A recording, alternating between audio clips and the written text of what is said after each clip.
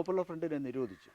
പക്ഷേ 2047 ഭാരതത്തെ ഇസ്ലാമിക രാജ്യമാക്കാനുള്ള ആസൂത്രിതമായ ശ്രമമാണ് അവർ നടത്തുന്നത്. ഇതിന് പകരം എന്താണ് നമ്മൾ ചെയ്യേണ്ടത്? ഇവിടെ അങ്ങ് പോപ്പുലർ ഫ്രണ്ടിനെ നിരോധിച്ചു എന്ന് പറഞ്ഞു. ശരിയാണ്, ഗവൺമെൻറ് ഓഫ് ഇന്ത്യ വ്യക്തമായ ഒരു നിലപാടിൻ്റെ അടിസ്ഥാനത്തിൽ പോപ്പുലർ ഫ്രണ്ടിനെ നിരോധിച്ചിട്ടുണ്ട്. പക്ഷേ ഒരു സംഘടനയെ നിരോധിക്കുന്നതിലൂടെ ഇന്നത്തെ കാലഘട്ടത്തിൽ ഞാൻ മനസ്സിലാക്കുന്നിടത്തോളം ആ സംഘടനയുടെ ഔദ്യോഗികമായ സാമ്പത്തിക സ്രോതസ് അടയ്ക്കുക എന്നുള്ളത് മാത്രമേ സാധിക്കൂ. ഔദ്യോഗികമായ സാമ്പത്തിക സ്രോതസ് അടച്ചു. അതിൽ കവിഞ്ഞ് അവർ മുന്നോട്ട് വയ്ക്കുന്ന ആശയങ്ങളെയോ ആ ആശയങ്ങളെ മുൻനിർത്തിയുള്ള തീവ്രവാദ സ്വഭാവമുള്ള പ്രവർത്തനം ചെയ്യുന്നതിനെയോ ഇവിടെ തടഞ്ഞു എന്ന് ഞാൻ വിശ്വസിക്കുന്നില്ല. കാരണം ഒന്നാം നിര നേതാക്കന്മാർ ജയിലുകളിലായി. ശരിയാണ്, ഒന്നാം നിര നേതാക്കന്മാർ ജയിലുകളിൽ കിടക്കുമ്പോഴും രണ്ടാം നിര നേതൃത്വം വളരെ ശക്തമായി പ്രവർത്തിച്ചു കൊണ്ടിരിക്കുന്നതാണ് നമ്മൾ കാണുന്നത്.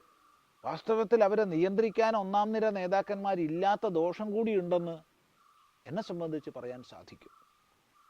കാരണം ഇന്ന് മുക്കിന് കേരളത്തിൽ അതിരാവിലെ ഒരു 5:30 മണി 6 മണി ആവുമ്പോഴത്തേക്ക്, പ്രത്യേകിച്ച് മലപ്പുറം, കോഴിക്കോട് ജില്ലകളിൽ വ്യാപകമായിട്ട് പ്രത്യേക യൂണിഫോം എല്ലാം ഇട്ട് 100 കണക്കിന് പേര് യോഗാസനം ചെയ്യുക എന്നുള്ള പേരിൽ ഒത്തുകൂടുന്നുണ്ട്. ആ ഒത്തുകൂടി ഒരു യൂണിഫോം ധരിച്ചിട്ടാണ് അവർ വരുന്നത്. 10, 100, 120 പേരടങ്ങുന്ന സംഘമാണ് ഓരോ ഗ്രാമത്തിലും വരുന്നത്, ഓരോ പ്രദേശത്തും വരുന്നത്. അവരൊരു മണിക്കൂർ 1.5 മണിക്കൂർ വ്യായാമം ചെയ്ത് പിരിയുന്ന അവസ്ഥയാണുള്ളത്. ഇത് വ്യക്തമായിട്ട് ഇവിടുത്തെ പോലീസിനറിയാം. എന്നല്ല, കമ്മ്യൂണിസ്റ്റ് പാർട്ടി ഓഫ് ഇന്ത്യ മാർക്സിസ്റ്റിൻ്റെ CPMൻ്റെ കോഴിക്കോട് ജില്ലാ നേതാവായ മോഹനൻ മാസ്റ്റർ കഴിഞ്ഞ ദിവസം പബ്ലിക്കായിട്ട് ഈ വിഷയം പറയുകയുണ്ടായി. വളരെ ശക്തമായിട്ട് അദ്ദേഹം പറഞ്ഞു. മോഹനൻ മാസ്റ്ററുടെ വളരെ ശക്തമായൊരു വീഡിയോ നമ്മൾ കാണുകയും കേൾക്കുകയും ചെയ്യുന്നു. അദ്ദേഹം സത്യസന്ധമായാണ് പറഞ്ഞത്.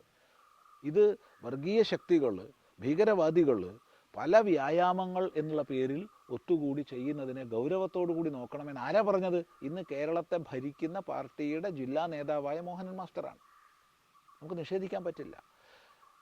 കോഴിക്കോട് യൂണിവേഴ്സിറ്റിയുടെ വളരെ വിശാലമായി കാട് പിടിച്ച് ഒഴിഞ്ഞു കിടക്കുന്ന പറമ്പിൽ അടക്കം ഇത് നടക്കുന്നുണ്ട്. അധികാരികൾക്ക് അറിയില്ല എന്ന് ഞാൻ വിശ്വസിക്കുന്നില്ല. അപ്പോൾ ഒന്നാം നിര നേതാക്കന്മാർ ജയിലുകളിലാണ് എന്നുള്ളത് കൊണ്ട് ഒരു സംഘടന നിരോധിക്കപ്പെട്ടു എന്ന് അർത്ഥമില്ല.